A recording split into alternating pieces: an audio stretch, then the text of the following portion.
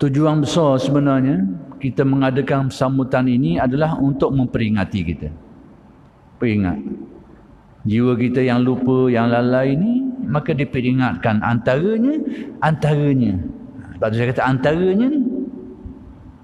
Banyak cara lain lagi, tapi antaranya nak memperingatkan umat Islam, iaitu dengan cara mengadakan sambutan ini. Sambutan Maulid Rasul ini. Dan cara sambutan tu bermacam-macam lah. Ada yang buat dalam bentuk ceramah, ada yang menganjurkan majlis membaca barzanji dan menghuraikan makna-makna dia.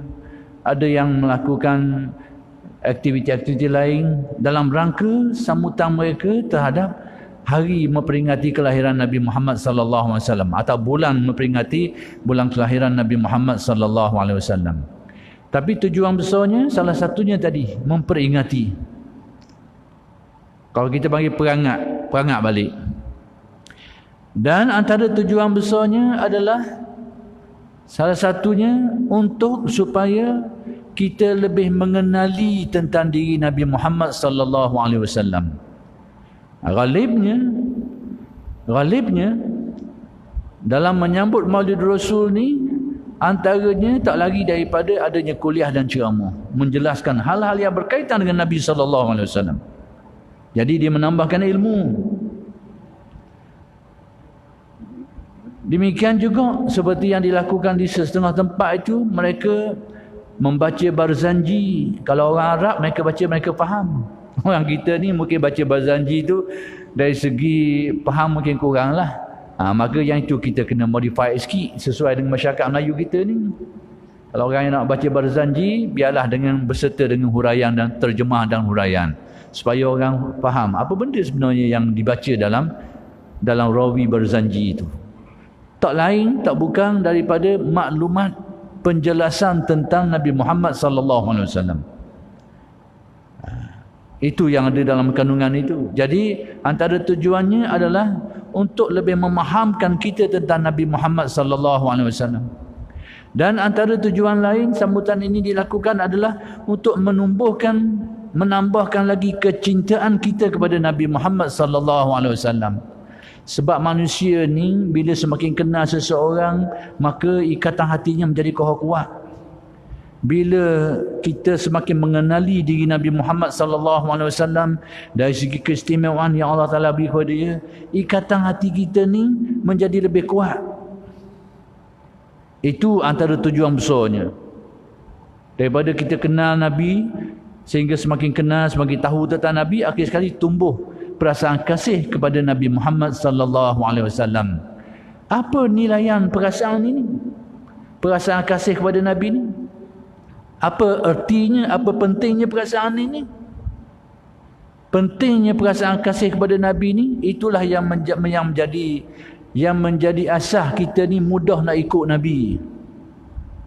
Itulah yang menjadi sebab kita ni jadi senang dan mudah untuk mencontohi dan mengikuti sunnah-sunnah Nabi Muhammad sallallahu alaihi wasallam. Kasih ni, bila kita kasih kepada seseorang, kagum dengan seseorang, dengan sendirinya kita akan nak terasa nak ikut dia tu, nak ikut dia, nak mencontohi dia. Apa yang disebut sebagai mutabaah, mengikuti Nabi Muhammad sallallahu alaihi wasallam. Puncanya kerana hati suka. Orang panggil berahi. Bila kita kasih sayang kepada Nabi sebab kita kenal dia, itulah yang menjadi benih kita, benih dalam hati kita ni yang akan dorong kita untuk ikut Nabi sallallahu alaihi wasallam. Kemudian saya nak beritahu nilai kasih ni. Nilai kasih ni kita boleh tengok dalam satu riwayat. Ada seorang sahabat Nabi datang jumpa Nabi, dia tanya tentang hari kiamat. Mata sah, bila akan berlakunya kiamat? Bila berlakunya kiamat ya Rasulullah? Jadi bila Nabi ditanya tentang kiamat ni, kita tahulah dalam hadis lain, hadis Ihsan, hadis Jibril itu, bila Jibril tanya Nabi tentang hari kiamat, Nabi dah beri jawapan kat situ. Mal mas'ulu bi'alama minas sa'il. Orang yang ditanya, yang aku ni, kata Nabi, tidaklah lebih tahu daripada orang yang bertanya, iaitu Jibril. Maksudnya Nabi pun tak tahu tentang waktu terjadinya kiamat. Sekarang ada sahabat pula tanya, mata sa'ah, bila terjadinya kiamat ni? Jadi Nabi tanya semula. Nabi tak beritahu apa yang dia tanya itu, sebab sedia maklum. Nabi tanya dia balik, ma'adattalaha, apa persediaanmu untuk menghadapi kiamat tu? Maksudnya kiamat ni berlaku bila-bila tu tetap akan berlaku, cuma bila-bila tak tahu. Tapi persoalan yang lebih penting, itulah yang ditanya oleh Nabi, apa persediaanmu untuk menghadapi kiamat ini? Ma'adattalaha, benda berkalang. Jadi apa jawapan sahabat Nabi? Sahabat Nabi ni dikata, tidak ada sesuatu. Dia tahu dia kurang amal. Aku tak ada apa-apa ya Rasulullah, illa anni uhibbuka, cuma aku ni suka kamu ya Rasulullah.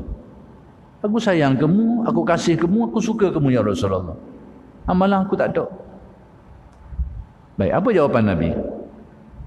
Al-mar'u ma'aman ahabba. Seseorang tu di akhirat nanti dia akan bersama dengan orang yang dia kasih. Dah kalau Nabi Muhammad dalam syurga, orang yang kasih dia, situ juga tempat dia ni. Itu dia.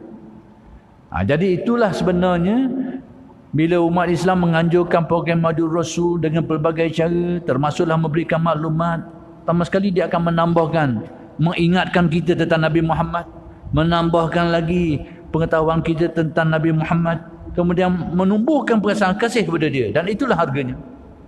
Sebab itu Nabi menyatakan, kita ni bila kita kasih kepada seseorang ni, kita akan banyak sebut ni.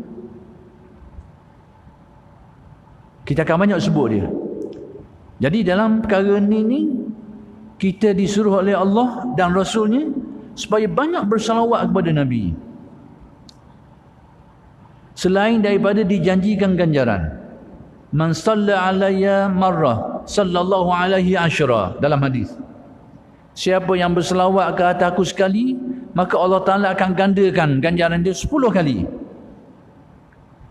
Jadi orang yang berselawat kepada Nabi ni dan memperbanyakkan selawat tu selain daripada mendapat ganjaran yang dijanjikan, perkara lain yang lebih penting adalah tautan hati dia tu dengan Nabi, kasih dia kepada Nabi sallallahu alaihi wasallam. Sebab tu bila orang yang memperbanyakkan selawat, membiasakan selawat, insya-Allah akan tumbuh dalam hati dia tu kasih kepada Nabi.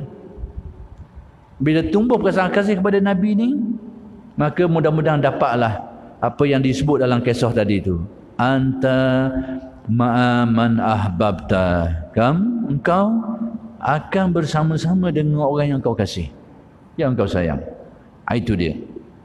Jadi ini antara tujuan utama sambutan Mahdud Rasul ini dilakukan oleh umat Islam yang melihat perkara ini perkara yang baik. Baik, jadi itulah, mudah-mudahan semua inilah yang menjadi landasan kita untuk mengadakan majlis-majlis seperti ini.